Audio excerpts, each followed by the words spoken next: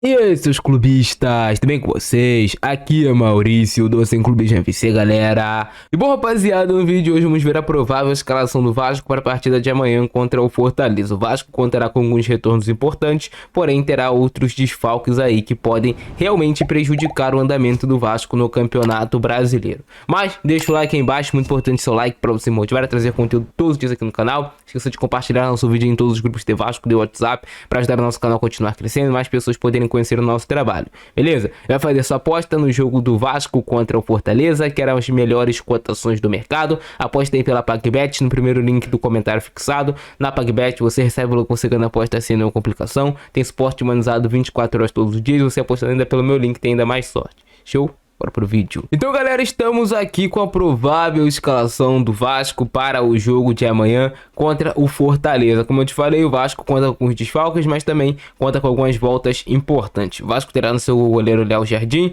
terá na lateral direita mais uma vez o Paulo Henrique, não tem o que fazer. O Paulo Henrique é um lateral extremamente inconstante, ele faz alguns jogos um pouco melhorzinho, faz outros jogos bem abaixo, que deixam muito a desejar. Terá o Michael novamente formando ali a dupla de zaga, que provavelmente será com o Léo.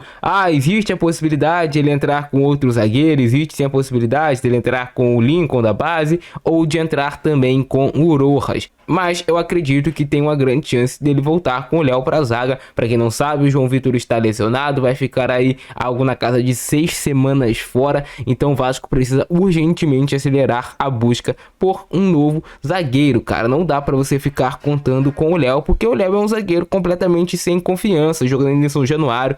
Então, tomara que ele faça um grande jogo, se ele for mesmo jogar, ou se for o Rojas jogar, se for o Lincoln, que é um menino que está subindo das categorias de base, que já treina com o Vasco profissional há bastante tempo. Qualquer um dos que for, tomara que faça um grande jogo com a camisa do Vasco. Mas assim, o Vasco perde muito sem o João Vitor, que vinha sendo ali um grande pilar da zaga do Vasco nesses últimos jogos, fazendo coberturas interessantes, com muita velocidade, muito vigor, aguentando ali correr o jogo todo. E, cara, com o Léo a gente sabe que é um zagueiro que infelizmente ele dá bastante possibilidade para os adversários fazerem o que quiserem com a zaga do Vasco. Na lateral esquerda teremos o Lucas Piton jogando como titular. Voltando à lateral esquerda, o Piton tem que ser assim, não dá para o Vitor Luiz jogar no Vasco, jogador muito fraco, muito abaixo da média. Para jogar um jogo ou outro, que o Piton tiver suspenso ou tiver machucado, ok. Mas para ser titular não tem a menor condição do Vitor Luiz ser titular da lateral esquerda do Vasco. É um lateral muito fraco ofensivamente falando, defensivamente também não me passa segurança alguma. A dupla de volantes do Vasco deve ser formada pelo Hugo Moura, mais uma vez continuando no time titular. Vem de boas atuações o Hugo Moura, vem fazendo jogos melhores, vem evoluindo com a bola nos pés, na marcação, melhorou bastante a defesa do Vasco também na marcação, tanto ele como o João Vitor. E o JP tem chance de ser mantido no time titular, mas o Vasco pode também contar com a volta do Matheus Carvalho, o Matheus Cocão, que estava suspenso para esse último jogo contra o Botafogo, mas que agora está de volta à disposição do time do Vasco. O JP fez uma grande partida contra o Botafogo, mas o Matheus Carvalho também não estava mal, podemos assim dizer, né? Então tem aí uma dúvida para quem vai jogar ser o meia central do time do Vasco. A grande novidade deve ser a volta de Payet ao time titular do Vasco. O Estrela pode ser que fique à disposição entre os relacionados e o Payet deve retornar ao time titular. Talvez ainda não para jogar os 90 minutos do jogo, mas para jogar grande parte da partida. Teremos Payet como titular do time do Vasco, organizando o time no meio de campo. Essa nova formatação que o Vasco utiliza é praticamente um 4-3-3 ofensivo, ou você também pode levar como um 4-5-1, 4-2-3-1.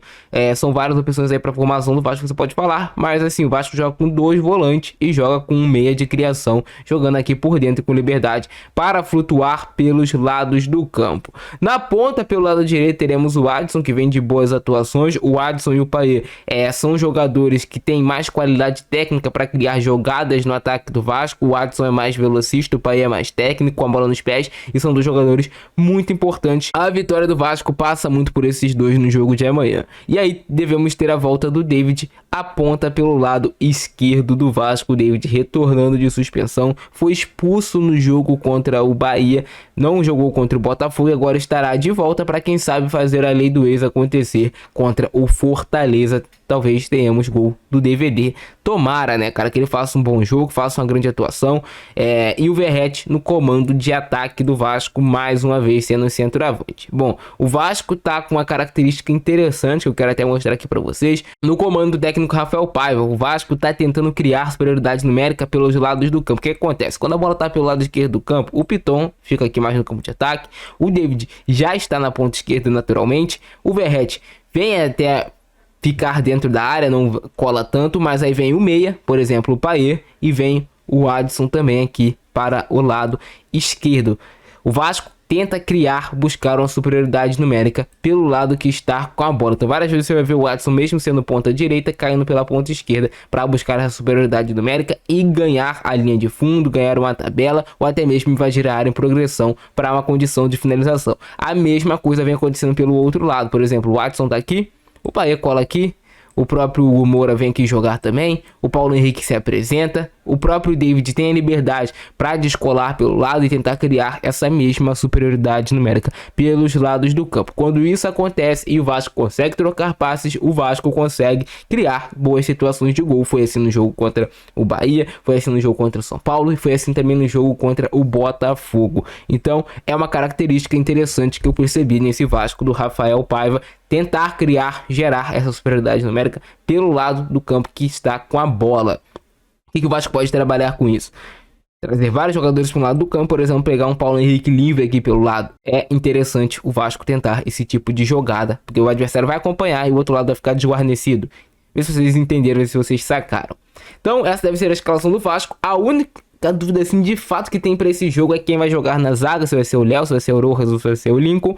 E também tem a dúvida em relação a JP e Matheus Carvalho. Eu manteria o JP no time porque acho que é um jogador mais qualificado tecnicamente, pensando em um Vasco que pode jogar mais com a bola nos pés, que nem o próprio Rafael já falou, que quer um Vasco gostando mais da bola. Eu iria de JP no meio de campo. Mas não me surpreende se ele entrar com o Matheus Carvalho para buscar talvez um pouco mais de pegada no meio de campo. Mas comenta embaixo a opinião de vocês, rapaz. Aqui vocês iriam na zaga aqui, mano, parece que jogaram uma macumba no Vasco. Sempre quando algum jogador tá bem é lesão. É impressionante. Os melhores se lesionam, os piores, ó, sem ter nada.